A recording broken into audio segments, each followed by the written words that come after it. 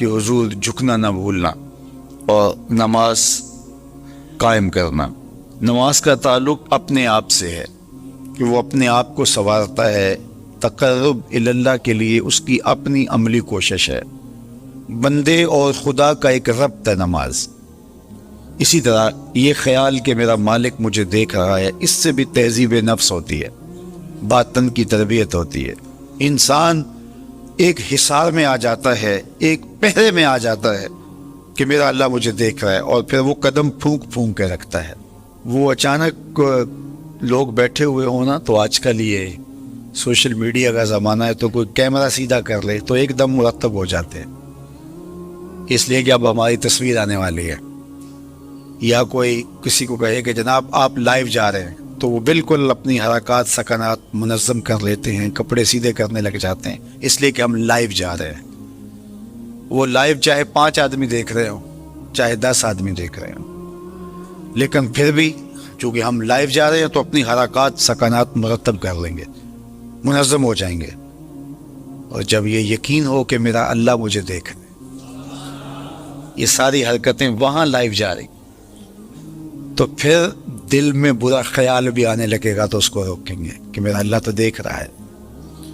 پھر بولی بھی مرتب ہو جائے گی، پھر رویے بھی مرتب ہو جائیں گے، طرز معاشرت بھی منظم ہو جائے گا، آنکھیں بھی نہیں بھٹکیں گی، خیال بھی نہیں بہکیں گے، سوچیں بھی آوارہ نہیں ہوں گی، چاہے آپ بند کمرے میں کیوں نہ ہوں، پھر بھی منظم رہیں گے، اس لیے کہ میرا اللہ مجھے دیکھ رہا ہے۔ تو یہ یقین زندگی کو منظم کرتا ہے۔ تو اس کا تعلق بھی انسان کی ذات سے تھا۔ نماز سے بھی تہذیب نفس ہے، اللہ سے تقرب حاصل ہوتا ہے۔ اب کہا تو خود غرض نہ بننا کہ اپنے آپ کو سنوار لیا اور کافی ہے، نہیں، لوگوں کو بھی نیکی کا حکم دینا۔ وَأْمُرْ بِالْمَعْرُوفِ وَانْهَ عَنِ الْمُنْكَرِ، لوگوں کو نیکی کا حکم دینا اور برائی سے منع کرنا لوگوں کو۔ یہ مومن کی زندگی ہے۔ نماز پڑھنے والے اگر نماز کی روح سے آشنا ہو جائیں کہ یہ محض اوپر نیچے ہونے کی مشق نہیں ہے، بلکہ یہ اللہ کے حضور اپنی نیازمندی کا اظہار ہے، اپنے عجز کا اظہار ہے، تو پھر نماز ان کو وہ مقام دیتی ہے اور وہ شعور بخشتی ہے کہ جو بے نمازی کے نصیب میں کہاں۔ انسان کے اشرف اعضاء اس کے سر میں ہیں، بولنے کی قوت زبان سر میں، دیکھنے کی قوت آنکھیں سر میں، سننے کی قوت کان سر میں، سوچنے کی قوت دماغ سر میں، سونگھنے کی قوت ناک سر میں، اور یہ سر مالک کے در پہ۔ اور زبان سے بندہ کیا کہہ رہا ہے؟ سبحان ربی الاعلی، مالک تو سب سے اعلیٰ ہے۔ اور اپنا رویہ اور عمل کیا ہے کہ اپنی ناک بھی خاک پہ رکھی ہے، پیشانی بھی خاک پہ رکھی ہے، اور باقی اعضاء بھی خاک پہ ہیں۔ تو گویا عملاً یہ بتا رہا ہے مالک مجھ سے نیچا کوئی نہیں اور تجھ سے اونچا کوئی نہیں۔ اور اگر وہ نماز کی روح سے آشنا ہو جائے تو سجدے سے سر اٹھانے سے قبل اللہ سارے اس کے بوجھ اتار دے، اس کے من میں روشنیاں کر دے۔ تو نماز بندگی کا شعور دیتی ہے، من میں چراغاں کرتی ہے۔ اللہ کے حضور جھکنے سے بندہ ایسا بندہ کامل بن جاتا ہے کہ پھر وہ کسی اور کے آگے نہیں جھکتا۔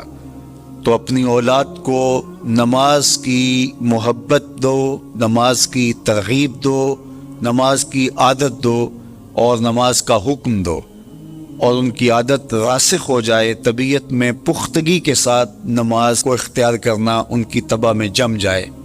نماز ان کی طبیعت میں نظم پیدا کرے گی، ان کو نظم و ضبط کا پابند بنائے گی، اور ان کی صحت کی ضامن ہوگی، اور ان کے باطن کی طہارت کا سبب اور ذریعہ ہوگی۔ اس کائنات کے کسی شخص کو اللہ نے ہدایت سے محروم نہیں کیا۔ اس کائنات کا پہلا انسان، پہلا نبی بھی ہے، تاکہ انسانی قافلہ ہدایت سے کبھی بھی محروم نہ رہے۔ اور پھر اس کے بعد مختلف ادوار میں فطری اور جبلی ہدایت تو انسان کی طبع کے اندر رکھی گئی ہے۔ وَهَدَيْنَاهُ النَّجْدَيْنِ، ہم نے اس کو دونوں گھاٹیوں کی طرف رہنمائی کی ہے۔ تو اس سے علماء تفسیر نے لکھا ہے کہ خیر اور شر کی گھاٹیاں ہیں، انہیں اسے پہچان ہے، اس کی طبع کے اندر یہ بات رکھ دی گئی ہے کہ اچھائی کیا ہے، اس کو پتہ ہے کہ برائی کیا ہے۔ حضور علیہ السلام کے پاس ایک شخص سوال پوچھنے آیا اور ان کا نام وابصہ بن معبد تھا، اور مجلس لگی تھی اور جہاں جگہ ملی وہاں بیٹھے، تو حضور نے فرمایا ادنو یا وابصہ، نیڑے آ جاؤ۔ تو وہ اٹھ کے قریب آئے تو فرمایا اور قریب آ جاؤ، تو وہ اور قریب آ گئے، تو تیسری مرتبہ فرمایا ادنو یا وابصہ، وابصہ اب بھی دوری ہے اور قریب آ جاؤ۔ تو حضرت وابصہ کہتے ہیں میں اپنے مقدر پہ قربان جاؤں، میں اتنا نیڑے ہوا کہ میرے گھٹنے حضور کے گھٹنوں سے چھونے لگے۔ جب اتنا قریب ہو گیا تو مجھے حضور نے فرمایا وابصہ کوئی سوال پوچھنے آئے ہو؟ میں نے کہا جی حضور سوال پوچھنے آیا۔ کہا جو سوال پوچھنے آئے ہو پوچھو گے یا بتاؤں کیا پوچھنے آئے ہو؟ عرض کی حضور اگر آپ بتا دیں پھر تو بہت خوب ہو۔ فرمایا تم خیر و شر کے بارے پوچھنے آئے ہو، اچھائی کیا ہوتی ہے اور برائی کیا ہوتی ہے؟ جی حضور یہی میرا سوال تھا۔ کہا اس کا جواب مجھ سے لینا یا اپنے آپ سے؟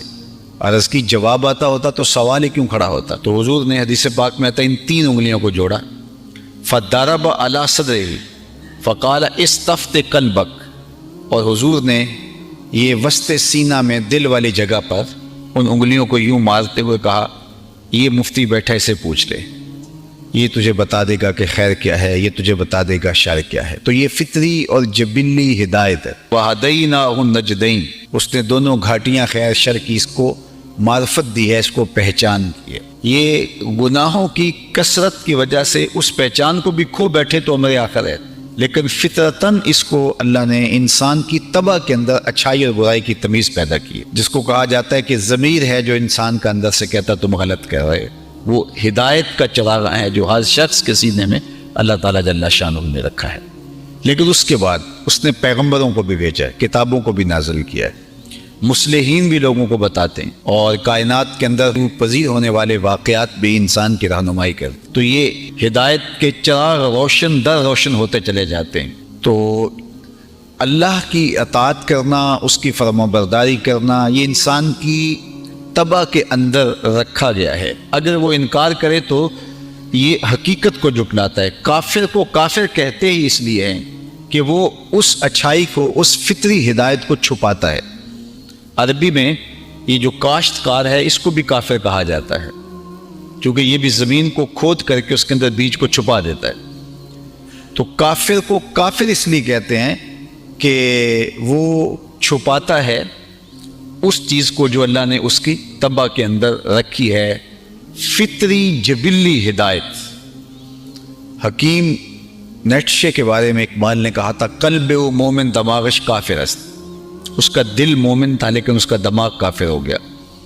تو صوفیاء فرماتے ہیں کہ اس ایک شخص کی کہانی نہیں ہے، ہر شخص کا دل مومن ہی ہوتا ہے، اور اس پر شاہد عادل وہ حدیث ہے کل مولود یولد علی الفطرہ فابواہ یحودانہ او یمجسانہ او ینصرانہ او کما قال النبی صلی اللہ علیہ وسلم۔ ہر پیدا ہونے والا بچہ فطرت اسلام پہ پیدا ہوتا ہے۔ اب اس کے ماں باپ اس کو یہودی بناتے ہیں، عیسائی بناتے ہیں، مجوسی بناتے ہیں، ماحول اس کے اندر کفر پیدا کرتا ہے۔ لیکن اگر یہ کفر پیدا کرنے والا ماحول نہ ہو، اس کو فطرتاً یوں ہی چھوڑ دیا جائے، تو وہ معاد کا، آخرت کا انکار نہ کرے۔ اللہ تعالیٰ نے ایک جبلی ہدایت، فطری ہدایت اس کو ودیت کر رکھی جو اندر چراغ روشن ہوتا ہے، اور پھر وہ تھوڑی سی محنت سے ہی، پیغمبروں کی محنت سے، رسولوں کی محنت سے، وہ پھر ہدایت شعلہ جوالہ بن جاتی ہے۔ تو لیکن جن کو یہ صحبتیں میسر نہیں آتی، بری صحبتوں سے، وہ پھر بگاڑ میں چلے جاتے ہیں۔ مسٹر آرنلڈ جو فلسفے کا استاد تھا علامہ اقبال علیہ رحمہ کا، اس نے ایک کتاب لکھی دی پریچنگ آف اسلام۔ تو اس کے اندر اس نے لکھا کہ اسلام پوری دنیا کے اوپر کس طرح پھیل گیا۔ باقی بھی تو مذاہب تھے، لیکن اس تیزی کے ساتھ ایسے نہیں پھیلے جس طرح اسلام پھیلا۔ تو اس نے کہا کہ من جملہ وجوہات اور ذرائع میں سے ایک ذریعہ اسلام کے پھیلنے کا یہ ہے کہ اسلام میں سے ہر شخص کو یہ حق دیا گیا ہے کہ وہ دین کی تبلیغ کرے اور نیکی کا حکم دے اور برائی سے منع کرے۔ میرے حضور نے خطبہ حجۃ الوداع کے موقع پر 1,44,000 صحابہ سے مخاطبت کرتے ہوئے فرمایا فَلْيُبَلِّغِ شَاهِدْ الْغَائِبِ، جو موقع پہ موجود نہیں ہیں تم سب کی ذمہ داری ہے ان تک میرا پیغام پہنچا دو۔ بلغوا عنی ولو آیہ، میری جانب سے ایک آیت بھی آتی ہو تم نے اس کو آگے منتقل کرنا ہے۔ مومن ایک معاشرتی فرد ہے جو صرف اپنے آپ کو ہی نہیں بچاتا، دوسروں کو بھی بچاتا ہے، دوسروں کی بہتری کا ضامن ہوتا ہے۔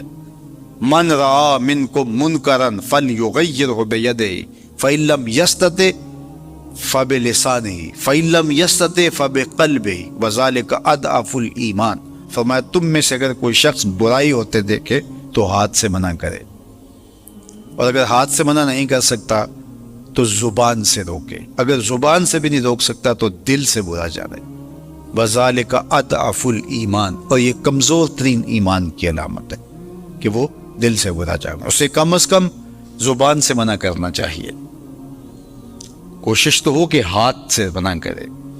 لیکن آج کل وہ کہتے ہیں جی اب کسی کو کہنے کا زمانہ نہیں رہا۔ کسی حد تک یہ بات سمجھ میں آتی بھی ہے کہ آج کسی کو اگر کہیں تو وہ الٹا ناراض ہو جاتا ہے، بلکہ کسی کی اولاد کو کوئی تربیتی بات کہیں تو والدین آگے کہتے ہیں کہ تمہیں کس نے حق دیا ہے۔ تو یہ بات اپنی جگہ پہ، لیکن کیا ہم اس سے کسی کو کہنا چھوڑ دیں گے؟ طریقہ کار خوبصورت ایسا رکھیں کہ جو حالات کا متقاضی ہو، کہنا نہ چھوڑے۔ بعض کہتے ہیں کہ جی سانو کی لگے، اپنے گھر میں کوئی چھاج بجائے یا چلنے، یہ دور نہیں رہا، زمانہ نہیں رہا کسی کو کہنے کا۔ اگر اس فلسفے کو تسلیم کر لیا جائے اور یہ طے کر لیا جائے کہ ٹھیک ہے، تو پھر برائی سے منع کون کرے گا اور نیکی کا حکم کون دے گا؟ جبکہ اس امت کی ذمہ داریوں میں یہ شامل ہے کنتم خیر امت اخرجت للناس تامرون بالمعروف وتنہون عن المنکر، تم بہتر امت ہو۔ کیوں؟ اس لیے کہ تم لوگوں کو نیکی کا حکم دیتے ہو، برائی سے منع کرتے ہو۔ یہ اس امت کی ڈیوٹی ہے، ذمہ داری ہے اس امت کی۔ یہ امت سوچنے لگی ہے کہ جی یہ دور نہیں رہا، یہی تو دور ہے۔ جب شر پھیل گئی ہو، جب برائی فروغ پا رہی ہو، تو اب تو ضرورت اور زیادہ بڑھ گئی ہے۔ جتنا اندھیرا گہرا ہو جائے اتنے ہی تو چراغوں کی ضرورت ہوتی ہے۔ اور ہم یہ فلسفہ تراش کے اپنے نفس کو مطمئن کر لیا کہ یہ دور نہیں رہا کسی کو کہنے کا۔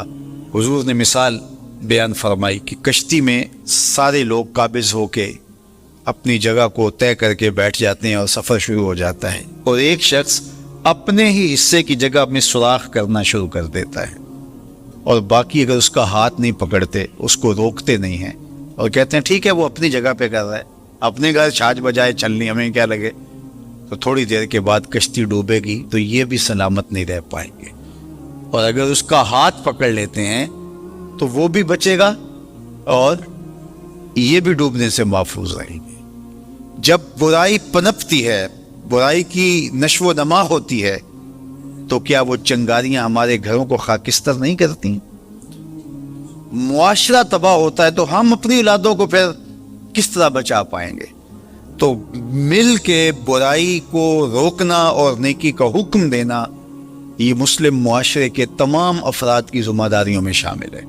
اور ہم اہل ایمان اپنے رب سے بہت محبت کرتے ہیں، ٹوٹ کے محبت کرتے ہیں، اور ہمارے دل رکھے ہی اللہ کی محبت کے لیے ہے، اور اللہ جل شانہ کی محبت قلب کی زندگی ہے، قلب کی حیات حب الہی ہے، اور اگر اس کو یہ رضا نہ ملے تو یہ دل جو ہے یہ مر جاتا ہے اس چمڑے کے وجود کے اندر، اگر یہ اس کی اللہ کی محبت سے اس کی آبیاری نہ ہو۔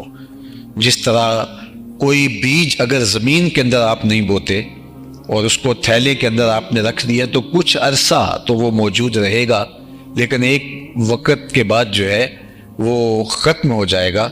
تو یہ بھی ایک بیج ہے دل، جس طرح اس بیج کے اندر وہ بیج آم کی گٹھلی ہے تو اس کے اندر پتے بھی ہیں، شاخیں بھی ہیں، رس بھی ہے، رنگ بھی ہیں، پھول بھی ہیں، مٹھاس بھی ہے، ذائقے بھی ہیں، اور سب کچھ اس کے اندر رکھا ہے۔ بازار گٹھلی چیر کے دیکھیں تو کچھ بھی نہیں ہے، لیکن سب کچھ ہے اس ننھے سے مہین سے بیج میں۔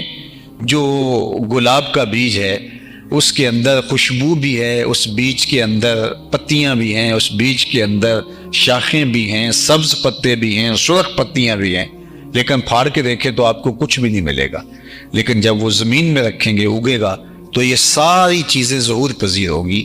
اس طرح اللہ تعالیٰ نے ہمارے سینے کے اندر جو ہے وہ جو دل رکھا ہے، یہ تخم ہے۔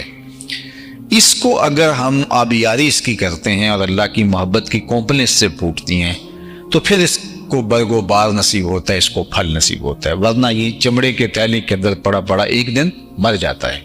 اب دیکھیے، ایمان بہت بڑی دولت ہے اور بہت قیمتی اثاثہ ہے، اور اس کا حاز نصیب ہونا، یعنی اس کا پھل ملنے لگ جانا، اس کا ذائقہ، اس کی تراوت اور اس کے ثمرات نصیب ہونے لگ جانا، یہ بہت بڑی بات ہے۔ یعنی ایمان سینے میں موجود ہے، اور اس ایمان کی روشنی، اس ایمان کے ثمرے، اس ایمان کی خوشبو، اس ایمان کی لذات اور اس ایمان کے ثمرات نصیب ہونا شروع ہو جائیں، یہ بہت بڑی بات ہے، جس سے مومن تو ہواؤں میں اڑتا ہے، چرخ پہ جھولنے لگتا ہے، اس کے زمین پہ پاؤں نہیں لگتے، یہ جب اس کو محسوس ہوتا ہے کہ میرے ایمان کی کیفیت کیا ہے۔ جس طرح حضرت حارثہ حضور کی خدمت میں حاضر ہوئے تو فرمایا کیف اصبحت، بتاؤ تم نے صبح کس حال میں کی؟ تو انہوں نے کہا حضور میں نے حالت ایمان میں کی ہے۔ تو فرمایا ہر دعوے کی کوئی دلیل ہوتی ہے، تو تمہارا یہ دعویٰ کہ میں نے صبح حالت ایمان میں کی ہے، اس دعوے کی تمہارے پاس دلیل کیا ہے؟ تو حضرت حارثہ نے کہا کہ رأیت عرش ربی بارزاً، میں اللہ کے عرش کو یوں دیکھ رہا ہوں جس طرح دن چڑھا ہوا ہے، میری نظروں سے کچھ پوشیدہ نہیں۔ اللہ اکبر۔ تو یہ ان کی کیفیت تھی۔ تو پھر مومن جب ایمان کی لذات سے بہراور ہوتا ہے، اس کی کیفیت سے مالا مال ہوتا ہے، اس ایمان کا ثمرہ اس کو ملتا ہے، اس کی لذات اور اس کی حلاوت جو حدیث میں بیان فرمائی گئی ہے اس کو نصیب ہوتی ہے، پھر تو وہ ایک ایسی خوشگوار ماحول میں ہوتا ہے، ایسی لذات ہوتی ہے کہ وہ دنیا میں جنت کا مزہ لے رہا ہوتا ہے۔ لیکن یہ اتنا آسان نہیں ہے، اس کے لیے 3 شرطیں رکھی گئی ہیں۔ سب سے پہلی شرط یہ رکھی گئی ہے کہ ایمان کی حلاوت اور لذت اس کو نصیب ہی تب ہوگی جب اس کو اللہ اور اس کے رسول کائنات میں سب سے زیادہ محبوب ہوں گے۔ اور یہ صرف زبان کا عمل نہیں ہے، یہ اپنے رویے سے اور اپنے طرز زندگی سے میں ثابت کرنا ہوگا۔ اور دوسری بات ارشاد فرمائی کہ اس کے لیے معیار جو ہے وہ اللہ اس کے رسول کی محبت ہو، وہ کسی سے بھی محبت کرتا ہو تو اس لیے کہ اللہ جل شانہ نے اس سے محبت کا حکم دیا، یہ رب سے نیڑے ہے، یہ رب سے قربت رکھتا ہے، اور شرعاً اس کی محبت میرے اوپر واجب، لازم، مسنون یا مستحب کی گئی ہے۔ اور تیسری چیز ارشاد فرمائی کہ ایمان اتنا قیمتی سرمایہ ہو اس کے لیے، اتنی متاع بے بہا ہو کہ اس کو 2 آپشن دیے جائیں کہ یا ایمان کو چھوڑ دے یا پھر اس جلتی ہوئی آگ کے اندر تجھے پکڑ کے ڈال دیا جائے گا، ان 2 میں سے کس کو اختیار کرے گا؟ تو وہ بغیر سوچے سمجھے کہے کہ مجھے آگ میں ڈال دو، میرے لیے یہ آسان ہے، لیکن ایمان چھوڑنا میرے لیے آسان نہیں ہے۔ مجھے اور آپ کو اپنے اندر اتر کر کے دیکھنا ہوگا کیا ہماری یہ کیفیت ہے۔